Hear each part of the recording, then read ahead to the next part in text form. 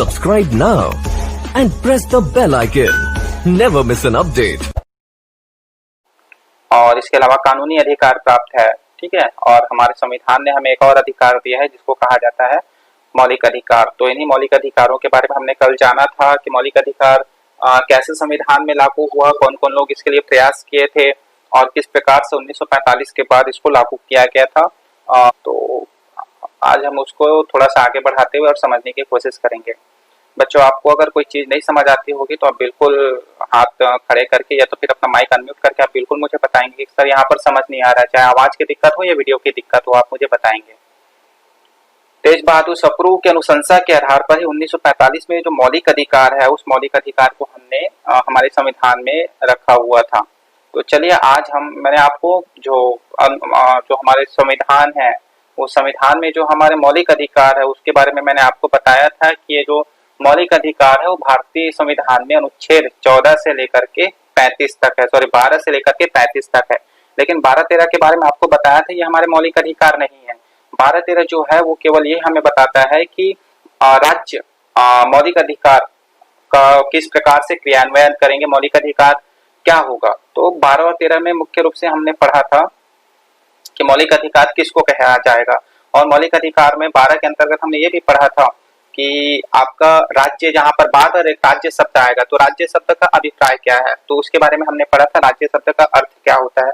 और इसके बाद हमने ये भी पढ़ा था अनुच्छेद 13 के अंतर्गत कि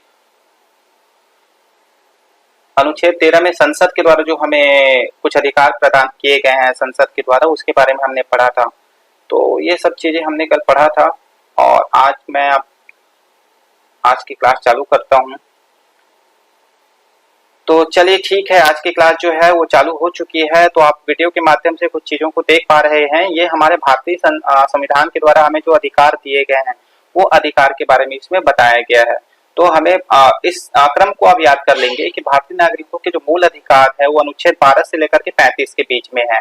तो सबसे पहला अधिकार जो है वो हमारा है समानता का अधिकार, ठीक है। समानता का अधिकार 14 से 18 के बीच में है, ठीक है। स्वतंत्रता का अधिकार 19 से 22 के बीच में, शोषण के खिलाफ और अधिकार जो है 23 से 24 के बीच में, धार्मिक स्वतंत्रता का अधिकार जो है अनुच्छेद 25 से 28 के बीच में, सांस्कृतिक और शैक्षणिक जो अधिकार है वो 29 और 30 में है, और लास्ट में है संवैधानिक उपचारों का अधिकार। तो इस प्रकार से अनुच्छेद 12 से लेकर के जो 35 है उसमें हमारे संविधानों के बारे में बताया गया है।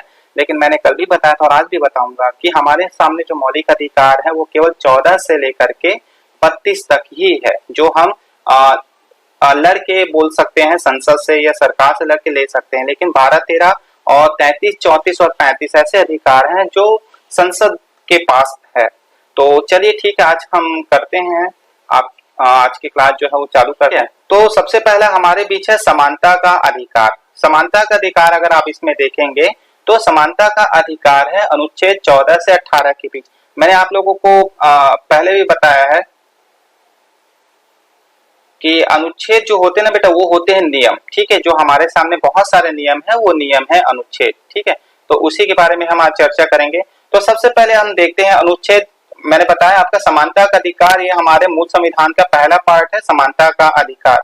तो समानता के अधिकार के अंतर्गत हम अगर देखें तो समानता का अधिकार अनुच्छेद 14 से लेकर के 18 है। तो चलिए देखते हैं 14 से लेकर 18 तक में कौन कौन सी बातों को इसमें समाहित किया गया है। अगर आप इसमें देखेंगे तो अनुच्छेद 14 हमें क्या बोलती है, अनुच्छेद 14 या नियम 14 जो है वो हमें बताती है कि विधि के समक्ष समानता है। इसका मतलब ये हुआ भारत का प्रत्येक नागरिक, ठीक है, वो कानून की नजर में समान है। इसलिए कभी भी कानून की दृष्टि में अगर कोई अपराधी घोषित होता है या कोई अपराध करता है तो उसकी दृष्टि में कोई ऊंचा, कोई बड़ा, कोई छोटा नहीं होगा, ठीक है। क्या बोलना चाहिए, वो अपने पैसे के बल पर, मतलब अमीरी गरीबी के हिसाब से, ऊंच नीच के हिसाब से उसको न तो कोई रियायत दिया जाएगा और न ही उसको किसी प्रकार से ज्यादा सजा दी जाएगी। विधि के समक्ष समानता का मतलब है कि भारत का हर नागरिक जो है कानून के समक्ष समान है, ठीक है। इसका मतलब ये हुआ कि अगर एक सिंपल सी बात है, एक सिंपल रिक्शा चलाने वाला जो आदमी है, वो रिक्शा चलाने वाला आदमी अगर कोई अपराध करता है तो कानून अगर उसको अपराध के बदले 2 महीने की सजा दे या 6 महीने की सजा दे या 1 साल की सजा दे, वही सजा जो है भारत के प्रधानमंत्री और राष्ट्रपति को भी मिलेगा, ठीक है। कानून के दृष्टिकोण में इनमें किसी प्रकार से भेद नहीं किया जाएगा कि ये छोटा ये बड़ा ये पद में है। हाँ, ये अलग बात है कि अगर वह पद में होगा तो पद में उसको पद से पदच्युत पहले किया जाएगा, उसके ऊपर उस पर केस चलेगी। ठीक है, तो ये अनुच्छेद 14 के अंतर्गत है। अब अनुच्छेद 15 हमें क्या बोल मेरे ख्याल से किसी का माइक ऑन है, आप उनसे मैं आग्रह करूंगा कि वो माइक जो है थोड़ा बंद कर लें, डिस्टरबेंस हो रही है।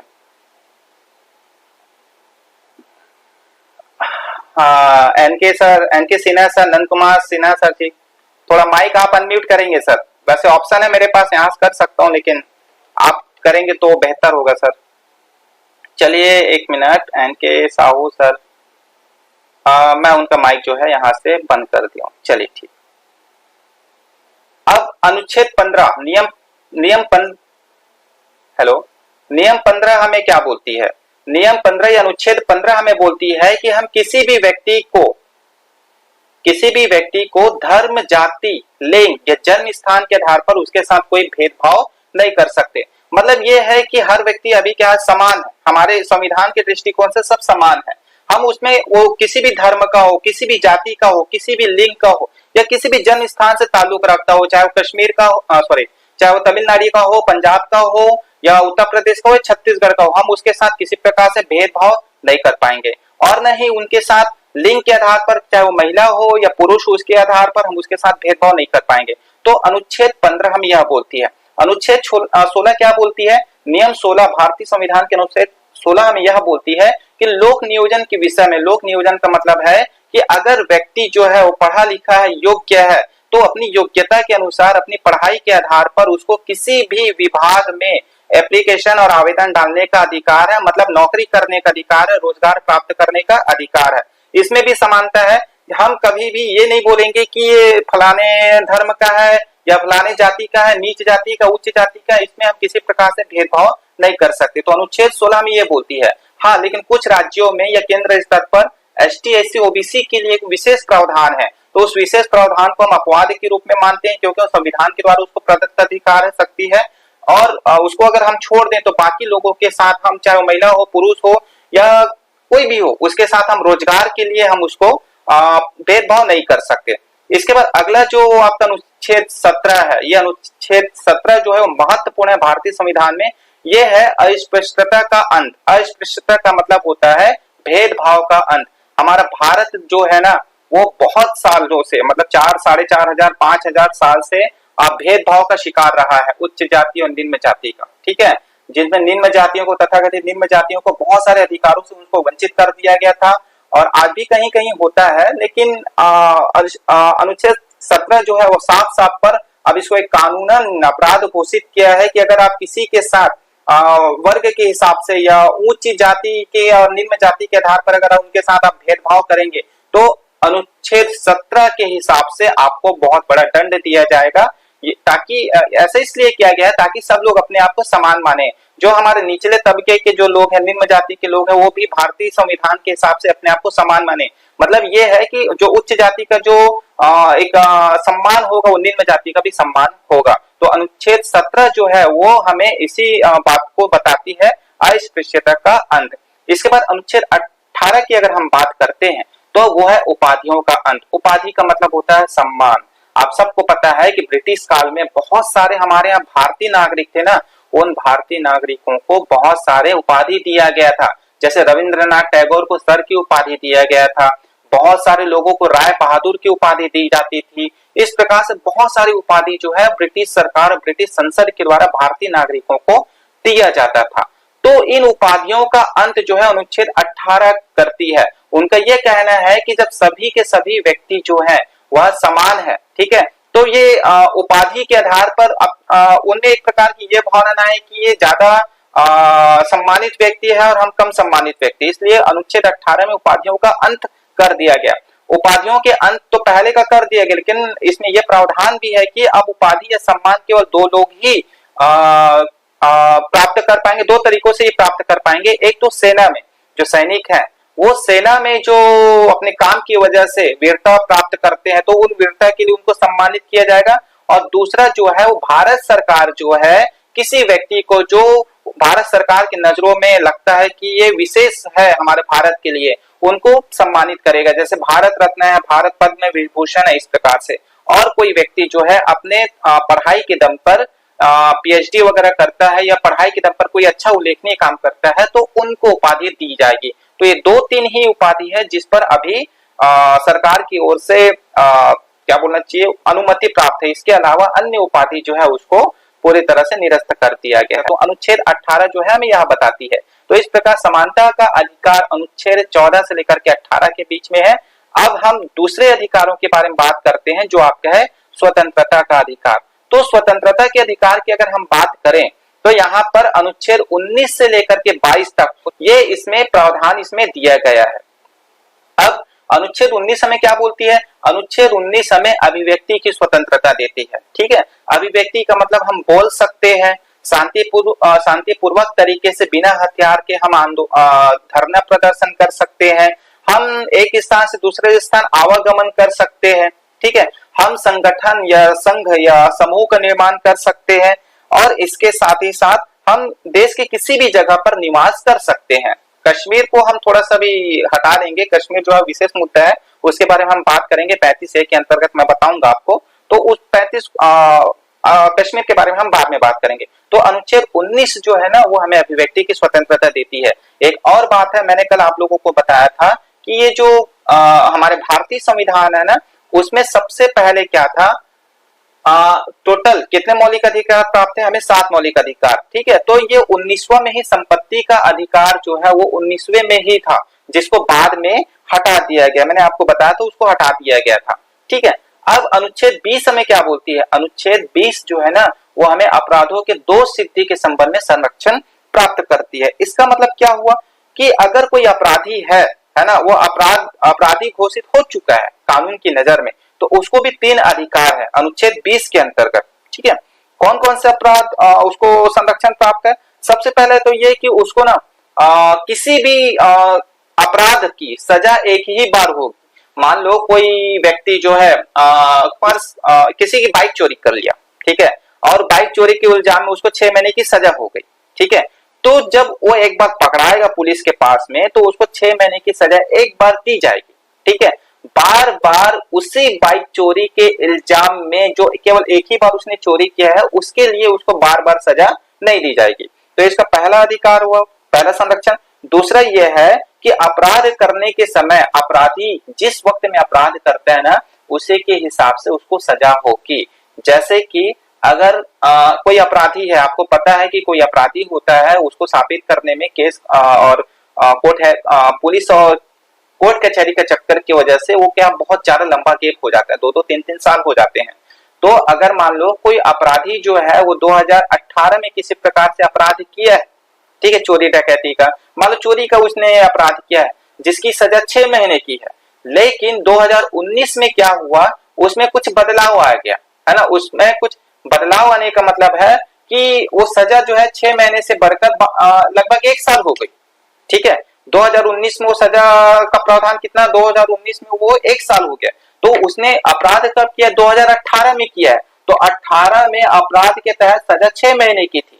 भले 2019 में वो सजा बढ़ा हुआ है, लेकिन उसको सजा जो है वो 2018 के हिसाब से मतलब 6 महीने के अंतर्गत 6 महीने के ही दिया जाएगा। ठीक है, तीसरा है किसी भी व्यक्ति को स्वयं विरुद्ध के स्वयं न्यायालय में वो नहीं बोल सकता कि हाँ मैंने ही वो चोरी किया है। ठीक है, अगर व्यक्ति पुलिस की हिरासत में, पुलिस के दबाव में अगर बोल देता है कि हाँ उसने चोरी मैंने किया है, ठीक है, उसको तब तक सही मान्य नहीं किया जाएगा जब तक न्यायालय में स्वयं वो अपने से होकर ना बोले। उसको कोई जबरदस्ती नहीं बोल सकता कि हाँ तुम इसमें बोलो कि तुम चोरी किए हो। तो ये अनुच्छेद 20 हमें ये चीज बोलती है। अनुच्छेद 21 क्या बोलती है? अनुच्छेद 21 जो है ना वो प्राण और दैहिक स्वतंत्रता का संरक्षण करती है। प्राण और दैहिक स्वतंत्रता का मतलब है हर व्यक्ति को जीने की आजादी है। हम जो आज जीवित है ना, और हम बोलते हैं कि हर व्यक्ति को जीने की आजादी है, तो जीने की जो आजादी है वो अनुच्छेद 21 हमें प्रदान करती है।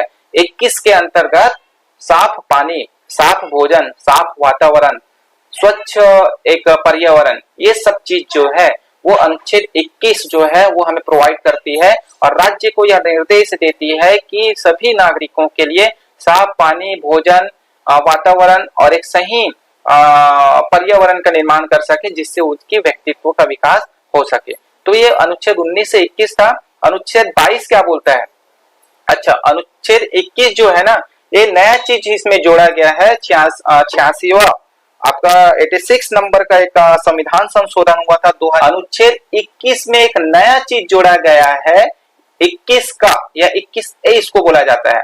इसके अंतर्गत क्या है, 6 से 14 साल तक के जितने भी बच्चे हैं ना राज्य में, राज्य का एक व्यापक मैंने परिभाषा बताया था आपको, राज्य में 6 से 14 साल तक के जितने भी बच्चे हैं उन सभी बच्चों को निःशुल्क और अनिवार्य शिक्षा जो है वो अनुच्छेद 21 का के आधार पर दिया जाएगा। मैंने कहा था कि अनुच्छेद कैसे बढ़ते हैं, संविधान संशोधन के द्वारा अनुच्छेद बढ़ते हैं। अभी हमारे पास 395 अनुच्छेद है और ये भी बताया था संविधान संशोधन के आधार पर 448 से ज्यादा संशोधन हो चुके हैं।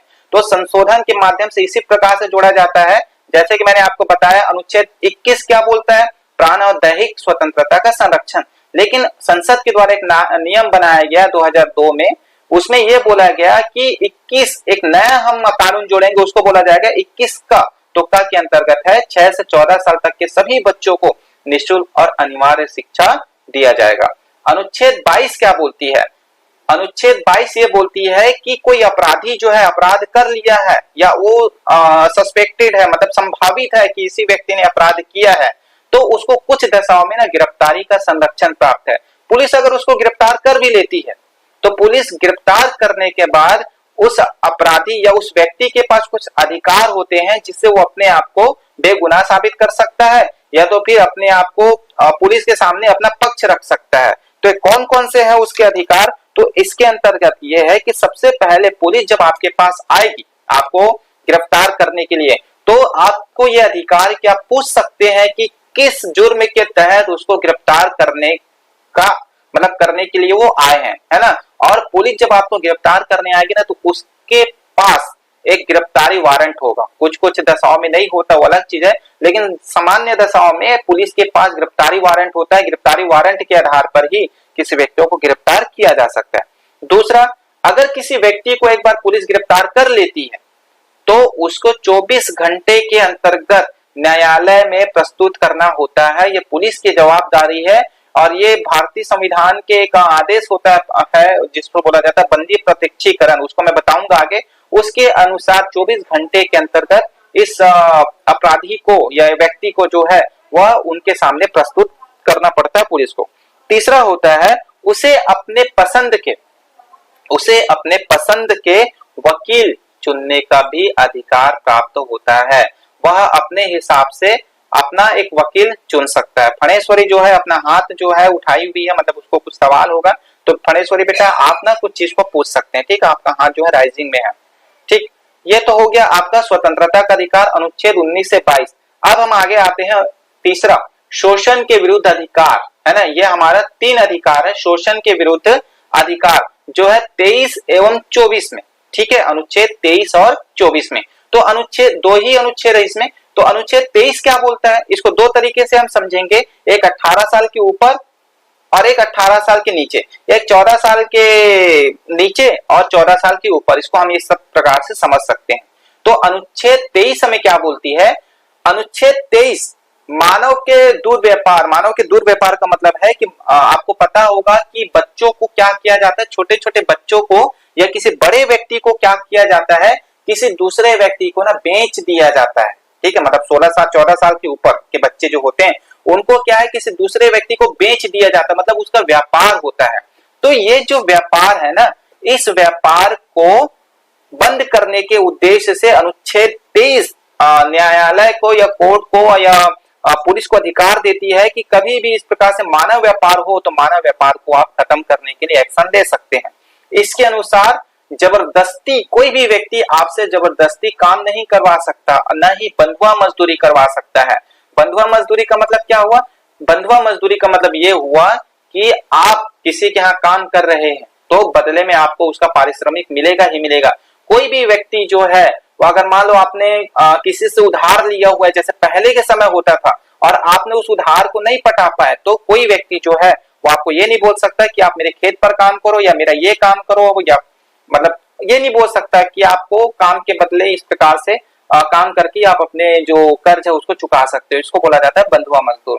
अनुच्छेद 24 हमें क्या बोलती है? अनुच्छेद 24 हमें बोलती है कि 14 साल तक के नीचे की कोई भी बच्चे हैं ना, उनको कोई भी ना तो फैक्ट्री अपने यहाँ काम में रख सकती है, ना तो दुकान वाले काम में रख सकते हैं, और न ही कोई ऐसी संस्था काम में रख सकती है जहां पर किसी खतरनाक खतरे का अंदेशा हो। ठीक है, मतलब 14 वर्ष से कम उम्र के बच्चे कहीं पर भी काम नहीं कर सकते, चाहे वो कितना भी गिड़गिड़ाए या कहीं पर भी उसकी परेशानी कुछ भी हो, कोई भी व्यक्ति काम पर नहीं रख सकता। अगर काम पर रखता है तो वो जो कारखाने का मालिक है या दुकान का मालिक है या कोई भी संस्था का मालिक है, उसके ऊपर कानूनी कार्यवाही हो सकती है। तो ये तो था शोषण के विरुद्ध अधिकार 23 और 24 में। I hope friend online class का ये वीडियो आपको अच्छा लग रहा होगा। फ्रेंड्स, ये वीडियो थोड़ा सा लंबा है, इसलिए इसके बाकी पार्ट्स को मैं बहुत ही जल्द आपके सामने अपलोड करूंगा, इसलिए आप हमारे चैनल पर बने रहिए। अगर आप हमारे चैनल पर नए हैं तो हमारे चैनल को सब्सक्राइब कीजिए और साथ में बेल आइकॉन को भी प्रेस कीजिए ताकि आपको हमारी नोटिफिकेशन मिलती रहे। Thank you.